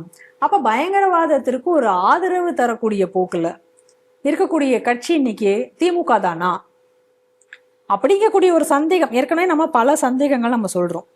ஏன்னா நீங்க நல்லா பாருங்க, இப்ப கோவையில நடந்த அந்த தற்கொலை குண்டு வெடிப்பு வந்து இவங்க என்ன சொல்றாங்க, சிலிண்டர் வெடிப்பு அப்படின்னு அதை சிம்பிளிஃபை பண்ண பார்த்தாங்க. அப்ப இதெல்லாம் தொடர்ச்சியாக நீங்க வச்சு பார்க்கும் பொழுது, அந்த காலத்துல இருந்தே நீங்க வச்சு எல்லாத்தையும் நீங்க பார்க்கும் பொழுது இன்னைக்கு இது வந்து ரொம்ப தெளிவாக வந்து இன்னைக்கு புலனாகிறது. இன்னும் கூட நீங்க தமிழகத்துல பாருங்க, இப்ப சமீபத்துல இந்த பழனி பாபாக்காக ஒரு ஊர்வலம் நடத்துறாங்க திண்டுக்கல். அப்ப அந்த ஊர்வலத்துல வந்து பழனி பாபா படை வருகுது, இமாம் அலி படை வருகுது இப்படின்னு எல்லாம் கோஷம் போட்டுக்கொண்டு போகிறார்கள். அப்ப இந்த இமாம் அலி யாரு? இதே பயங்கரவாதி குண்டு வச்சு மாற்றினவர். இந்த பழனி பாபாவும் பல பயங்கரவாத செயல்களை செய்தவர். அப்புறம் என்ன, பாட்ஷா படை படை வருகுது. பாட்ஷா யாரு? கோவை குண்டு வெடிப்பு எத்தனை உயிர்கள், 58 உயிர்கள் போவதற்கு காரணமாக இருந்த ஒரு பயங்கரவாதி. கோவை குண்டு வெடிப்பு தவிர பல பயங்கரவாத செயல்களில் ஈடுபட்டவன் தொடர்ந்து. அப்ப இந்த பாட்ஷாவுடைய இறந்து போனதுக்கு ஒரு மிகப்பெரிய ஒரு ஊர்வலம் நடத்துறாங்க. அதுல இந்த தமிழ்நாடு முஸ்லிம் முன்னேற்ற கழகத்தினுடைய ஆம்புலன்ஸ் தான் அதுல உபயோகப்படுத்தப்பட்டது, அதெல்லாம் நம்ம பார்த்தோம். அப்ப அதுக்கு அவ்வளோ பெரிய ஒரு கூட்டம் வருகிறது. அந்த கூட்டத்திற்கு தமிழக அரசு அனுமதி தருகிறது, காவல்துறை பாதுகாப்பு தருகிறது. எப்பேற்பட்ட பயங்கரவாதி தமிழகத்தையே உலுக்கிய ஒரு குண்டு வெடிப்புன்னு சொல்லலாம் அந்த கோவை குண்டு வெடிப்பு. அப்பாவி உயிர்கள் இன்னும் கூட, அதுல இருந்து தப்பி வந்தவர்களுடைய பாதிப்புகள் இன்னும் தீராமல் இருப்பவர்களுடைய வேதனைகளும் வீடியோ காட்சிகளும் நம்ம இதே ஸ்ரீ டிவில பதிவு செஞ்சோம். அப்படிப்பட்ட ஒரு பயங்கரவாத செயல் நடப்பதற்கு மூளையாக செயல்பட்டவனுடைய ஊர்வலம் இங்கே வந்து நடப்பதற்கு இங்க அனுமதி அளிக்கப்படுகிறது. ஆனா அதே நேரத்துல பல நூறாண்டுகளுக்கு பிறகு பரதப்புழாவில் ஒரு கும்பமேளா நடக்குது.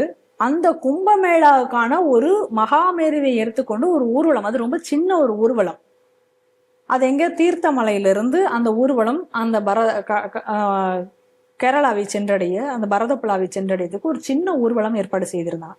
போற வழியில இருக்கக்கூடிய திருத்தலங்கள்ல பூஜைகளை செய்து கொண்டு அவர்கள் போவதற்கு அனுமதி கேட்டதற்கு அதற்கு அனுமதி மறுக்கப்பட்டது. காரணம், மத பிரச்சனை வரும், சட்டம் ஒழுங்கு பிரச்சனை வரும். அப்ப இந்த பழனி பாபா படை வருகுதுன்னு சொல்லும் பொழுது இந்த தமிழகத்துல சட்டம் ஒழுங்கு பிரச்சனை வராதா? இல்ல கோவை பாட்ஷா இந்த குண்டு வெடிப்புக்கே காரணமாக இருந்து இத்தனை உயிர்கள் பலிவாங்க கொடுத்த ஒரு பயங்கரவாதிக்கு இங்கு ஊர்வலம் நடத்தும் பொழுது மத பிரச்சனை வராதா? இப்பேற்பட்ட ஆபத்துல தமிழகம் இருக்கு. தீர்த்தமலையில பரதப்புழா ஊர்வலத்துட்டு தேசிய கொடி ஊர்வலம் எடுத்து சென்றால் கூட இங்க மத பிரச்சனை வரும். அதனால தேசிய கொடி ஊர்வலத்தை கூட தமிழகத்துல இனி உங்களுக்கு அனுமதி கிடையாது. தேசிய கொடி ஊர்வலமா கிடையாது. பிள்ளையார் விநாயகர் சதுர்த்தி விநாயகராலதான் பிரச்சனை. சரி, இப்ப தேசிய கொடிக்கு நீங்க அனுமதி கொடுத்துருக்கணுமே. சரி, பரதப்புழால நடக்க போற ஒரே ஒரு மகாமேரு எடுத்துட்டு 10 பேர் ரோட்ல போறதுக்கு உனக்கு. அப்ப இது தொடர்ந்து இந்துக்கள் எதை செஞ்சாலும் அது பிரச்சனையாகும். ஆனா அதே நேரத்துல நீங்க என்ன மாதிரியான கோஷங்கள் வேணா போட்டு என்ன வேணா நீங்க பண்ணலாம் தமிழகத்துல. ஏன்னா இன்னைக்கு மைனாரிட்டி அப்படின்னு கூட ஒரு டேக், அதுவும் எலெக்ஷன் நேரமா நாங்க எதை வேணா நாங்க செய்வோம். அதனால இன்னைக்கு தமிழகம் என்பது மிகப்பெரிய ஒரு ஆபத்தில் இருந்து கொண்டிருக்கிறது அப்படிங்கிறத தொடர்ந்து சொல்லி வருகிறோம். தொடர்ந்து இந்த மாதிரியாக சிறை கைதிகளை விடுவிக்க வேண்டும் என்ற கோரிக்கை நாளுக்கு நாள் பல்வேறு இஸ்லாமிய அடிப்படைவாத அமைப்புகளிடமிருந்து இந்த கோரிக்கை என்பது தொடர்ந்து இங்க தமிழகத்தில் வந்து கொண்டிருக்கிறது. இந்த போக்கு என்பது ஒரு சரியானதல்ல. இதை மத்திய அரசு உடனடியாக இதில் தலையிட்டு இதை கண்காணிக்க வேண்டும். இல்லைன்னா இது மிகப்பெரிய ஆபத்தில் முடியும் என்பதில் எந்த சந்தேகமும் இல்லை. சமீபத்தில் உள்துறை அமைச்சகம் ஒரு சுற்றறிக்கை வெளியிட்டிருந்தாங்க. சுற்றறிக்கையில் என்ன சொன்னாங்கன்னா, தேசிய கீதம் இசைக்கப்படும் பொழுது கண்டிப்பாக எழுந்து நிற்க வேண்டும். அதே நேரத்தில் அதற்கு முன்னால் வந்தே மதரம் பாடல் கண்டிப்பாக இருக்கும். பாடல் பாடும்போது எல்லாரும் சேர்ந்து பாடி எழுந்து நின்று பாட வேண்டும் என்பது கட்டாயமாக இருக்க வேண்டும் என்று, அதுவும் குறிப்பாக எல்லா அரசு விழாக்களும் கண்டிப்பாக, அதுவும் குறிப்பாக ஆளுநர் மற்றும் குடியரசுத் தலைவர் இவர்களும் கண்டிப்பாக இடம்பெற வேண்டும். அரசு விழாக்கள் முக்கியமாக வேண்டும். வந்தே மாதரமும் தேசிய கீதம் கண்டிப்பாக இசைக்கப்படும் என்று சுற்றறிக்கை வெளியிட்டிருந்தது. இந்த சுற்றறிக்கை வெளியிட்ட பிறகு என்ன இருக்குன்னா, காங்கிரஸ்ல ஒரு எம்பி இம்ரான் மசூத் அவர் ஒரு ஏஎன்ஐக்கு பேட்டி கொடுக்குறார். பேட்டி கொடுக்கும்போது அவர் என்ன சொல்றாருன்னா, அல்லாவை தவிர எவருக்கும் சஜ்ஜா, அது தலைவணங்க எங்களுக்கு அனுமதிக்காது, அதனால் வந்தே மாதரம் பாட முடியாது, நாட்டிற்காக நான் என்ன வேணா செய்வோம், ஆனா எங்களுக்கு மத நம்பிக்கை தான் முதல் அதுக்கப்புறம் தான் நாடு அப்படின்னு சொல்லிட்டு ஒரு பேட்டி கொடுத்திருக்காரு. அதே நேரத்தில் இங்க தமிழ்நாட்டிலும் சில கட்சிகள், உதாரணம் மனிதநேய மக்கள் கட்சி, அவர்களும் வந்தே மாதரம் பாடுவது கட்டாயம் மத சுதந்திரத்துக்கு எதிரானது எங்களுக்கு அப்படின்னு சொல்லிட்டு அவரும் இது பண்ணியிருக்காரு. அதே நேரத்தில் எஸ்டிபி என்ன சொல்லியிருக்காங்கன்னா, நாங்கள் இறைவனை மட்டுமே தலைவணங்குவோம், நாட்டிற்காக வணங்குவதை நாங்கள் அனுமதிக்க மாட்டோம், அல்லாஹ் மட்டுமே தலைவணங்குவோம் அப்படின்னு சொல்லி எஸ்டிபி அறிக்கை விட்டுருக்கு. இந்த செய்தியை எப்படி பாக்குறீங்க? காங்கிரஸினுடைய எம்பி ரொம்ப தெளிவாக சொல்லியிருக்கார், என் மதம் இதை ஏற்றுக்கொள்ளாது, அதனால் நான் வந்தே மாதரத்தை நான் ஏற்றுக்கொள்ள முடியாது, என் மதம் என்ன சொல்கிறதோ அதைத்தான் என்னால் செய்ய முடியும் அப்படின்னு ரொம்ப தெளிவாக சொல்லியிருக்கார். அப்ப என்னுடைய மதம் கான்ஸ்டிடியூஷனை ஏற்க, அதாவது இன்னைக்கு அரசு ஒரு சட்டம் இயற்றிருக்கிறது. அப்ப அரசு சொல்லக்கூடிய இந்த சட்டத்தை என் மதம் ஏற்க கூடாது என்று சொன்னால் அந்த சட்டத்தை கூட நான் ஏற்க மாட்டேன். காரணம் என்ன? என் மதம். நீங்க நல்லா புரிஞ்சுக்கணும். இதுல என்ன ஒரு மிகப்பெரிய பிரச்சனை அப்படின்னா, நீங்க சொல்லும் பொழுது ஒரு வரியை நீங்க அது எதனால இந்த பிரச்சனைங்கிறதுக்கான அடிப்படை வரி என்னன்னா, வந்தே மாதரம் பாடலை முழுமையான 6 பேராகளையும் 6 ஸ்டான்ஸா முழுமையாக பாட வேண்டும். ஏனென்றால் இந்த வந்தே மாதரம் பாடல் சுதந்திரத்தின் பொழுது இந்த இந்த நாடு பிரிவினை ஆகி போவதற்கு காங்கிரஸ் பல விஷயங்களை இதே அடிப்படைவாத துணுக்கர்களுக்கு விட்டு கொடுத்ததுனால ஏற்பட்டதுதான் இந்த நாட்டில் ஏற்பட்ட பிரிவினைவாதம்.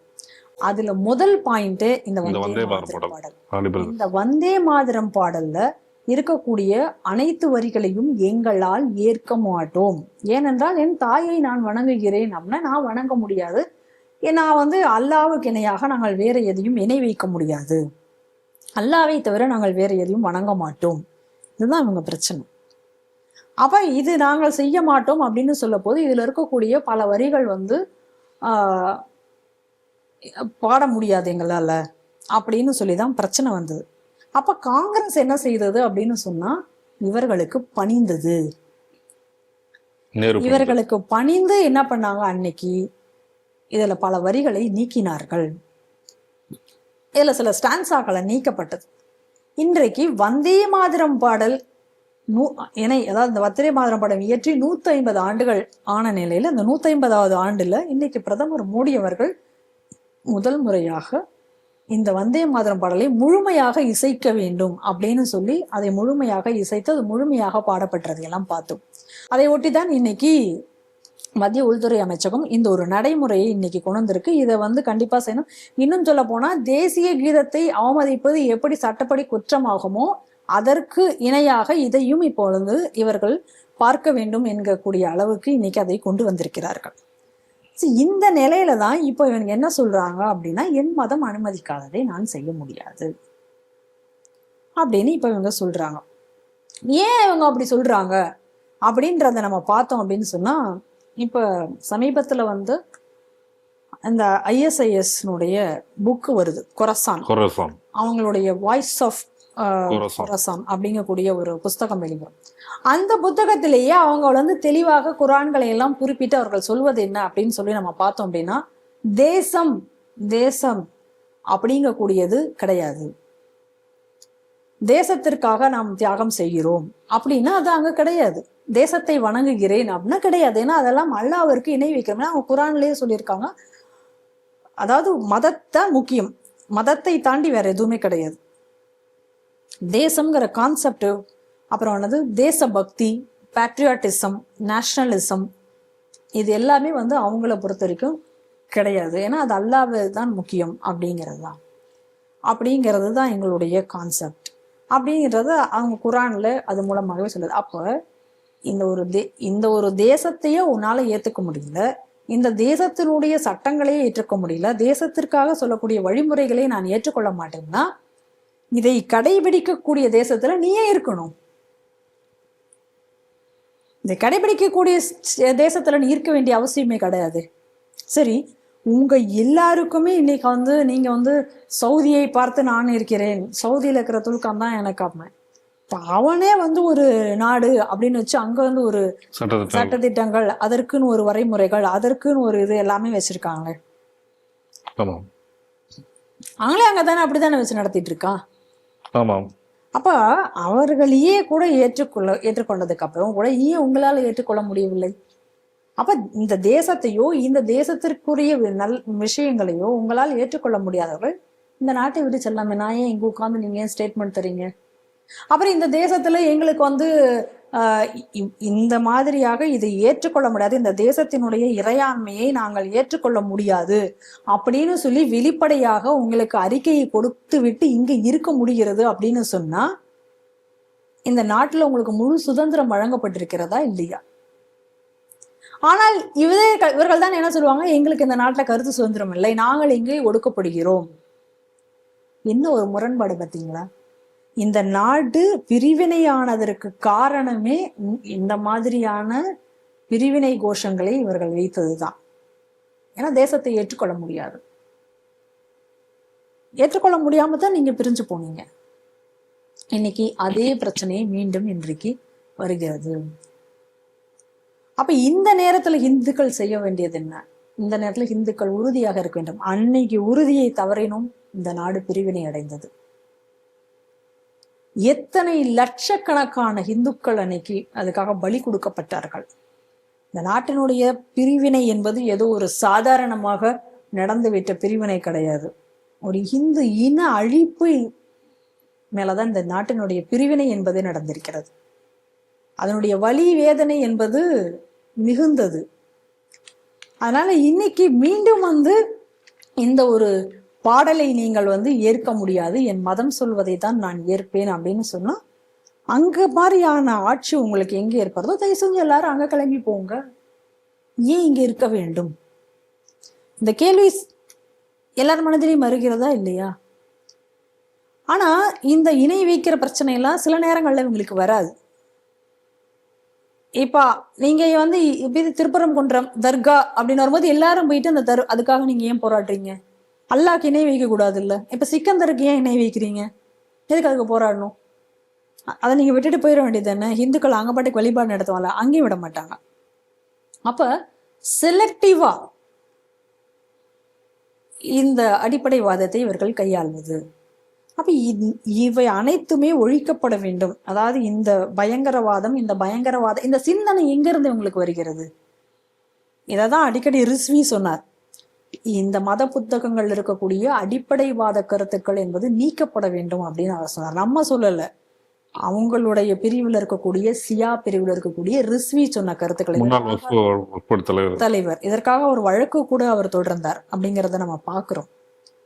அதுபோல இந்த மாதிரியான விஷயங்கள் மாற்றி அமைக்காத வரை, குரான் ஹதீஸ் போன்ற அவர்களுடைய மத புத்தகங்கள் இருக்கக்கூடிய இவைகள் மாற்றி அமைக்காத வரை இந்த பயங்கரவாதம், இந்த பிரிவினைவாதம் அப்படிங்கக்கூடிய எண்ணம் என்பது இவர்களை விட்டு நீங்காது என்பது இன்றைக்கு மீண்டும் தெள்ள தெளிவாக இருக்கிறது. ஆனால் இன்று இந்த வந்தே மாதரம் பாடல் விஷயத்தில் இந்துக்கள் உறுதியோடு நிற்க வேண்டும். நிச்சயம் உறுதியோடு நின்றார்கள் என்றால் மாற்றம் என்பது தானாக வரும். காங்கிரஸ் எம்பிக்கள் சபாநாயகர் மேல ப்ரிவிலேஜ் மோஷன் கொண்டு வந்தாங்க. பட் அதுக்கு முன்னாடி அவங்க என்னென்ன பண்ணினார்கள் அப்படின்னு சொல்லிட்டு வீடியோ ஆதாரங்களை நாடாளுமன்ற விவகாரத்துறை அமைச்சர் கிரண் ரிஜிஜு அவர் ஒரு வீடியோ வெளியிட்டார், தன்னோட எக்ஸ்தலத்தில் வெளியிட்டிருக்கார். அது என்ன சொல்லியிருக்காருன்னா, காங்கிரஸ் எம்பிக்கள் எந்த அளவுக்கு சபாநாயகர் அறையில் புகுந்து அவரை மிரட்டி உள்ளார்கள் அப்படின்றார். அதற்கான ஆதாரங்கள் இருக்கு அப்படின்றாரு. இதன் பின்னணி என்ன காரணம் அப்படின்னா, ராகுல் காந்தி சபையில் பேச அனுமதி மறுக்கப்பட்டுள்ளது. அதனால ஓம் பிர்லாவுக்கு எதிராக நம்பிக்கையில்லா தீர்மானம் கொண்டு வரும் அப்படின்னு சொல்லிட்டு அது தொடர்ச்சியாகவே இந்த மோதல் இருக்குது. என்ன ஓம் பிர்லா என்ன சொல்றாங்கன்னா, இந்த ப்ரிவிலேஜ் மோஷன் முடிகிற வரைக்கும் நான் சபையில் நடக்க முடியும். அதே நேரத்தில் பெண் எம்பிக்கள் எல்லாரும் அவரோட அறைகள் சென்று அவரை மிரட்டுவது அந்த வீடியோ தெளிவாக இருக்கு. அந்த வீடியோ எக்ஸ் தளத்தில் அவர் பதிவிட்டிருக்கார். இது தரப்பு காங்கிரஸ் தரப்புல பிரியங்கா காந்தி என்ன சொல்லியிருக்காரு, இந்த குற்றச்சாட்டை மறுத்துட்டு என்ன சொல்லியிருக்காரு, யாரையும் திட்டவில்லை, எம்பிக்கள் தங்கள் கோரிக்கையை மட்டுமே அமைதியாக முன்வைத்தார்கள் சொல்லி விளக்கம் கொடுத்திருக்காரு. இந்த செய்தி எடுப்பாங்க. கிரண் ரிஜிஜு இன்னைக்கு ஒரு வீடியோவை வெளியிட்டிருக்கிறார். இந்த வீடியோவை வெளியிட்டதுக்கு அப்புறம் இன்னைக்கு காங்கிரஸ் பிரியங்கா காந்தி கூட ரொம்ப அடக்கி வாசிச்சு, இல்ல நாங்கெல்லாம் அப்படியெல்லாம் நாங்க பேசல, நாங்க அமைதியா தான் நாங்க பேசணும், கிரண் ரிஜிஜு தான் ரொம்ப வேகமாக பேசிவிட்டார், நாங்க அமைதியாக தான் இருந்தோம் அப்படின்னெல்லாம் இன்னைக்கு ரொம்ப பவ்யமாக ஏதோ பாவம் ரொம்ப நல்லவங்க மாதிரி ஒரு பேட்டியை கொடுத்திருப்பதா கூட நான் கேள்விப்பட்டேன். என்ன பார்லிமெண்ட் என்பது ஒரு சந்த கடை மாதிரி இன்னைக்கு காங்கிரஸ்காரர்கள் இன்னைக்கு ஆக்கி வைத்திருக்கிறார்கள். அது அப்படிங்கிறது ரொம்ப வேதனைக்குரிய ஒரு விஷயமாக பார்க்கணும். ஹவுஸ் ஆஃப் டெமோக்ரஸி இன்னைக்கு ஒரு மார்க்கெட் பிளேஸ் மாதிரி. என்ன ஒரு கொடூரமான நிலைமை. பிரதமர் மோடி அவர்கள் வருகிறார், அப்படி இன்னைக்கு பேச வரப்போகிறார். அப்படிங்கிற நேரத்துல அவர் வரக்கூடிய அந்த பாதையை மறித்து காங்கிரஸினுடைய பெண் எம்பிக்கள் ஒரு பதாகையை அந்த இடத்துலயே பிடித்து கொண்டு அங்க நிக்கிறார்கள் அப்படின்னு சொன்னா இது என்ன மாதிரியான ஒரு மாண்பு? இதுதான் நீங்கள் ஒரு அவை நடத்தக்கூடிய இடமா? இந்த அவை அதற்கானதா? இதுதான் அந்த அதாவது டெம்பிள் ஆஃப் டெமோக்ரஸி அப்படின்னு சொல்லுவாங்களே பார்லிமெண்ட், இதுதான் டெம்பிள் ஆஃப் டெமோக்ரஸியா? இந்த ஆட்சி புதிதாக பிரதமர் மோடி ஆட்சி ஏற்ற உடனே இவங்க என்ன பண்ணாங்க, கான்ஸ்டிடியூஷன் அப்படின்னு சொல்லி ஒரு கையில பிடிச்சிட்டு நின்றுட்டு இருந்தார் ராகுல் காந்தி. என்னென்ன ரூல்ஸ் ஏற்கனவே ஏதாவது படிச்சிருக்காரா? முதல்ல எதிர்கட்சி தலைவர் அப்படின்னா அவருக்கு என்ன அங்கீகாரம் இருக்கு, என்ன அவர் செயல்பட முடியும்? அந்த ஒரு அவையில பிரதமரே இருந்தாலும் கூட அவைத்தலைவர் என்பவர் உங்களை அனுமதிச்சா மட்டும்தான் பேச முடியுங்கிற ரூல்ஸ் இருக்கு. அப்ப எப்படி எதிர்கட்சி தலைவர்னா நான் 2 கொம்பா முளைச்சிருக்கு, நீ எப்படி வேணா பேசலாம்னு சொல்லிட்டு அப்படிதான் எழுதியிருக்கா ரூல்ஸ்ல. அப்ப நான் விதிமுறைகளை நான் கடைபிடிக்க மாட்டேன். நான் வருவேன் என் பார்லிமெண்ட்டுக்கு, ஏன் இஷ்டத்துக்கு நான் பேசுவேன், அதுக்கு எந்த ஆவணமோ ஆதாரமோ எதுவும் இருக்காது. நான் அள்ளி வீசுவேன் குற்றச்சாட்டுகளை. யார் ஆளுங்கட்சியோ அவன் கேட்டுக்க, அதுக்கு நான் பதில் சொன்னா நான் அவையில் இருக்க மாட்டேன், நான் ஓடி போயிருவேன். இது காலமாக ராகுல் பண்ணி கொண்டிருக்கிறார். நம்ம பல நாட்களாக நம்ம சொல்லிட்டு இருக்கோம், ராகுலுடைய இந்த நடவடிக்கை என்பது மிகவும் விஷமத்தனமானது, இதற்கு ஒரு முற்றுப்புள்ளியை பாஜக வைக்க வேண்டும் என்று நாம் சொல்லி கொண்டிருந்தோம். ஆனா இன்னைக்கு அதனுடைய நிலை எவ்வளவு தூரம் போயிருக்கு பாருங்க, எவ்வளவு அசிங்கமா ஒரு நிலை நடந்துட்டு இருக்கு. உலக நாடுகள் எல்லாம் நம் நாடை உற்று நோக்கி கொண்டிருக்கிறது, நாடு வளர்ச்சி அடைந்து வருகிறது அப்படின்னு சொல்லி எல்லா வெளிநாடுகளும் நாட்டுல ட்ரேட் டீல் கூட வந்துட்டு இருக்கான். ஆனா இங்க நாட்டுக்குள்ளார என்ன நடந்துட்டு இருக்கு, எதிர்கட்சிகள் எவ்வளவு தூரம் மோசமான ஒரு எதிரி கட்சிகளாக செயல்படுது பாருங்க. ஏற்கனவே ஒரு வீடியோவை கிரண் ரிஜிஜு வெளியிட்டார். பிரதமர். ஏன்னா இந்த குற்றச்சாட்டை சபாநாயகர் ஓம் பிர்லாவும் வைக்கிறார். இவர்கள் வந்து பிரதமர் மோடியை தாக்குனாலும் கூட தாக்குவார்கள், அந்த மாதிரியான ஒரு சூழ்நிலை வருது, அதனால நான் மோடியை வர வேண்டாம்னு சொல்லிட்டேன் பிரதமர் அப்படின்னு சொல்லி ஓப்பனாவே அந்த குற்றச்சாட்டை வைக்கிறார். அதற்கு அப்புறம் இவங்க என்ன பண்ணியிருக்காங்க, நேரா சபாநாயகரனுடைய சேம்பருக்கு போயிட்டு அந்த சேம்பர்ல போயிட்டு திரும்ப நீங்க வந்து அங்க கேவலமா நடந்துட்டு இருக்காங்க. அதுவும் குறிப்பாக இந்த தமிழக எம்பி ஏற்கனவே வந்து இந்த பிரதமர் மோடி வரக்கூடிய பாதையை தடுத்து அந்த ரவுடித்தனத்தில் ஈடுபட்ட முதல் ஆளு இதே தமிழக எம்பிக்கள் தான். எவ்வளவு ஒரு கேவலமான விஷயம் அது. ஜோதிமணி, சுதா இவர்கள்லாம் இணைந்துதான் முதல்ல அந்த ஜோதிமணி இப்படி எல்லாரையும் கூப்பிடுறாங்க. அந்த வீடியோல நல்லா தெளிவாகவே தெரிகிறது. ரவுடிசம் பண்றது கூப்பிடுற மாதிரி இல்லையா அது. இது திரும்ப அது கிரண் ரிஜிஜு கேட்டிருக்காரு, இந்த பெண் எம்பிக்கள் மீது பாஜக எம்பிக்கள் திரும்ப ரியாக்ட் பண்ணியிருந்தாங்கன்னா என்ன நடந்திருக்கும். நாங்கள் மாண்பை காப்பவர்கள், ஆனால் நாங்கள் அமைதியாக இருந்தோம் என்று அவர் ஸ்டேட்மெண்ட் கொடுக்கிறார். அதான உண்மை. இன்னைக்கு அங்க சேம்பர்லயும் போயிட்டு நீங்க சேம்பர்லயும் அவங்க வந்து கை நீட்டி பேசுகிறார்கள் அவைத்தலைவரை. அப்ப கிரண் ரிஜிஜு சொல்றாரு இவங்க வந்து மிரட்டுறாங்க, அது மட்டும் இல்லாம அவரை வந்து ஒருமையில் பேசியிருக்கிறார்கள் அப்படின்னு எல்லாம் கிரண் ரிஜிஜு சொல்றாரு.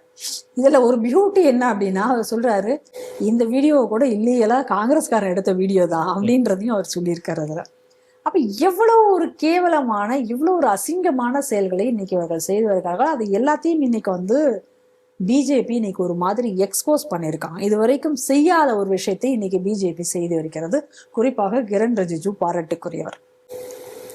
அப்ப இன்னைக்கு அதனாலதான் இப்ப இன்னைக்கு கடைசியாக இந்த அவை முடிவதற்கு முன்னாடி துபேவோட பேச்சை நம்ம பார்க்கணும். துபே ரொம்ப தெளிவா சொல்லியிருக்காரு ராகுல் காந்தியை பார்த்து, நீ வந்து ஒரு நக்சல், நீ வந்து சோரஸ் எல்லாம் நீ போய் பாத்தியே, என்ன நீ பேச்சுவார்த்தை நடத்தின, அப்ப நாட்டை நீ விற்கிறதுக்கு நீ தான் அங்கதான் போனையா அப்படின்னு சொல்லி இன்னைக்கு வந்து முழுமையாக எக்ஸ்போஸ் பண்ணியிருக்காங்க. ரெண்டாவது, ராகுல் காந்திக்கு ஒரு டைம் கொடுத்துருக்காங்க. நீ இங்க பார்லிமெண்ட்ல நீ என்னெல்லாம் குற்றச்சாட்டுகளை நீ வைத்தாயோ அந்த குற்றச்சாட்டு அனைத்துக்கும் நீ ஆதாரம் காட்ட வேண்டும். அப்படி நீ ஆதாரம் காட்டல அப்படின்னு சொன்னா உன் மேல பிரிவிலேஜ் மோஷன் கொண்டு வருவோம்னு சொல்லியிருக்காங்க.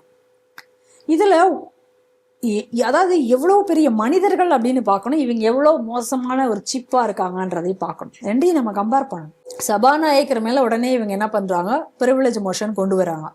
சபாநாயகர் மேல மோஷன் கொண்டு வந்த உடனே ஓம் பிர்லா சொல்லிட்டார், இந்த இதுக்கான விஷயங்கள் தெளிவாகிற வரைக்கும் நான் சேர் பண்ண மாட்டேன், நான் சபைக்கு வந்து நான் சேர் பண்ண மாட்டேன் அப்படின்ட்டு.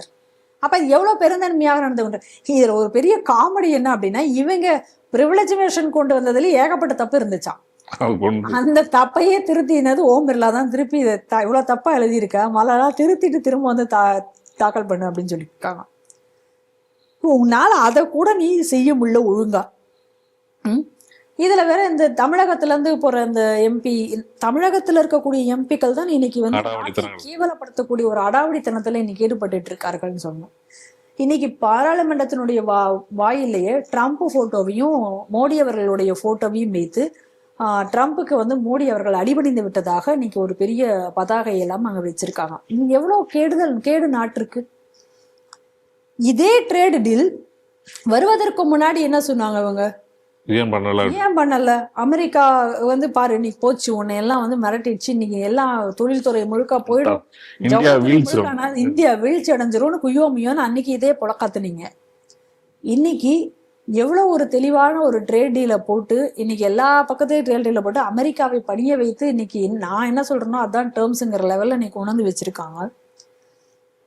இன்னைக்கு வந்து நீ வந்து ஐயோ எழுதி கொடுத்துட்டாருன்னு நீ இப்ப சொல்லி கத்திட்டு இருக்க. அப்போ உன்னுடைய நோக்கம் என்னவானது? இந்த நாடு எக்காரணம் கொண்டும் வளர்ச்சி அடைந்து விடக்கூடாது. நீ இன்னைக்காவது ஒரு நாளைக்கு இந்த இதுக்குள்ளார ஒரு ஆரோக்கியமான டிபேட்டை ராகுலோ எதிர்கட்சியினரோ நடத்தியிருக்கார்களா? எப்பயுமே நீ ஏதாவது ஒரு பொய்யான குற்றச்சாட்டுகள், ஆதாரமற்ற குற்றச்சாட்டுகளை வைப்பார். ரஃபேல்ல இருந்து ஆரம்பிங்க, எத்தனை தடவை நீதிமன்றத்துல போய் நீ அசிங்கப்பட்டு வந்த. ஆனா எந்த தடவையாவது ஒரு ஆக்கப்பூர்வமான கருத்துக்களை பரிமாறிக்கொண்டு ஒரு ஆக்கப்பூர்வமான எதிர்கட்சியாக காங்கிரஸ் செயல்பட்டு இருக்கிறதா? சந்தேகத்துக்குரிய நடவடிக்கையில ராகுல் வந்து வெளிநாடுகளுக்கு செல்வது, இதை யாராவது கேள்வி கேட்டிருக்காங்களா இது வரைக்கும் உங்களை? அதனாலதான் இன்னைக்கு துபே சொல்லியிருக்காரு, இவருடைய மொத்த பயணத்தையும் வந்து சந்தேகத்திற்குட்பட்டு இவர் எல்லாத்தையும் வந்து நம்மளை வந்து இங்கே போனாரு, இவர் சோரஸை பார்த்தது என்ன, இவர் ஏன் அவங்களெல்லாம் போய் சந்திச்சாரு, இவர் என்னெல்லாம் பண்ணாரு, இது அனைத்தையும் எடுங்க.